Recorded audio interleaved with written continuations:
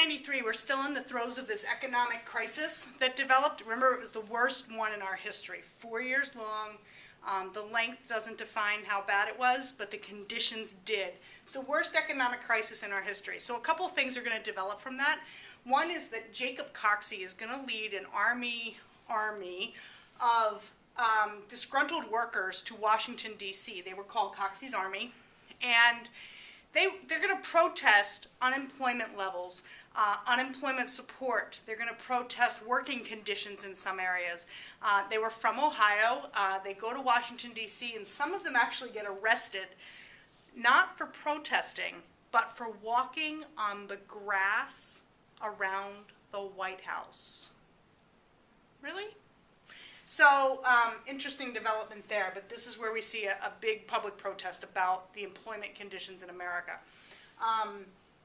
They actually set up tents and the whole nine in D.C. The 1894, we're going to see the Pullman strike.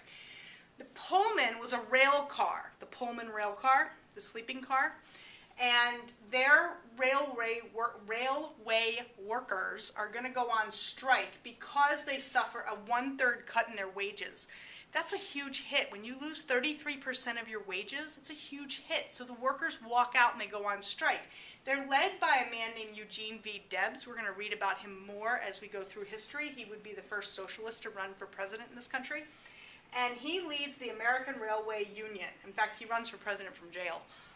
But he leads the American Railway Union, and that's the group that walks out during the Pullman strike. Now, this gains national attention because the Attorney General he goes to Cleveland and he says, you got to break up the strike. You need to do something to make sure this strike ends.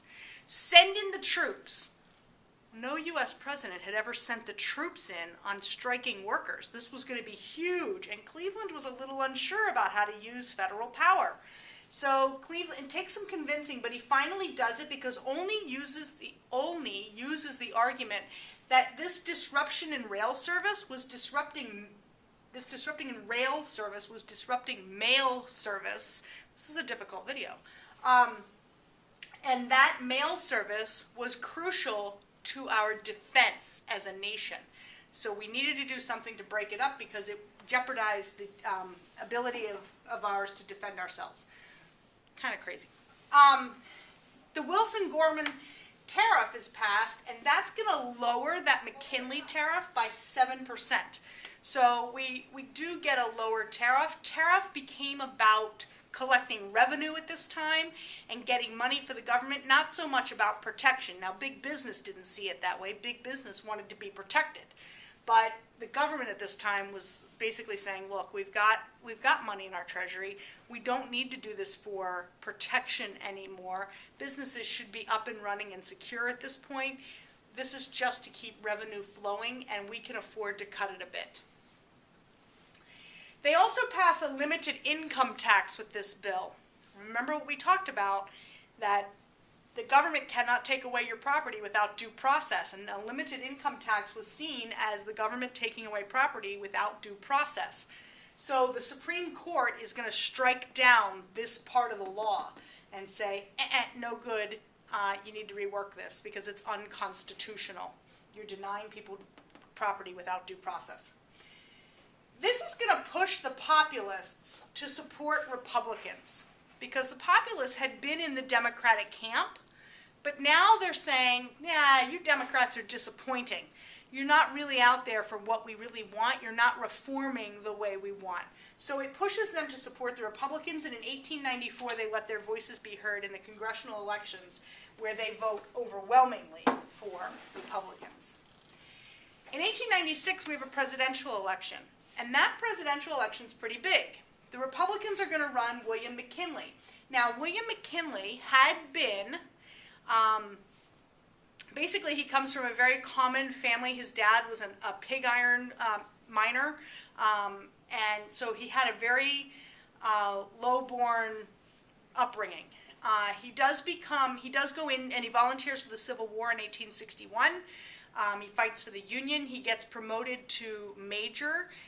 During that war, he actually fights with Rutherford B. Hayes, who was also from Ohio and a president. and they were in the same unit together. Rutherford B. Hayes was one of his commanding officers. So McKinley fights in the Civil War. He does his due diligence and fights for the Union. And he goes on to become a representative in Congress and then the governor of Ohio. And this is where the Republican Party really puts their claws into him and says, you need to run for president. The man behind that was a guy named Marcus Alonzo Hanna, and he was of money, money, money. He had lots of it and was willing to spend it on getting the right guy in the White House.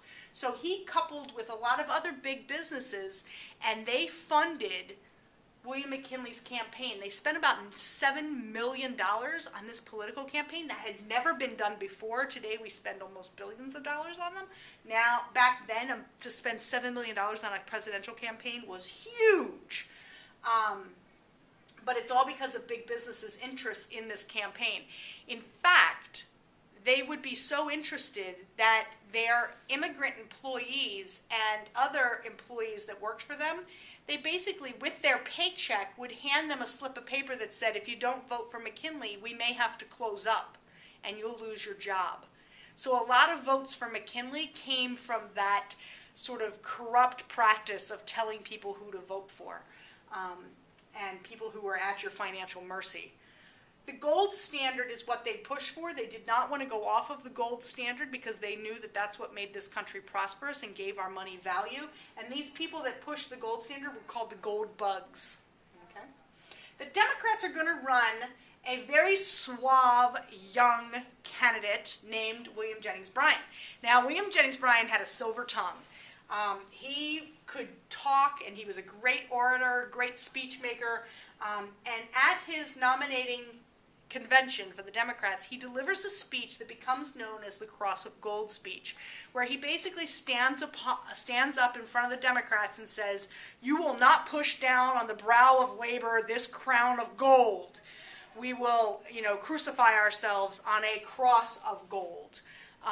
That we're not going to put up with the gold standard anymore. We need to go to the silver standard, and they called for an unlimited coinage of silver in their campaign. McKinley's going to win this thing.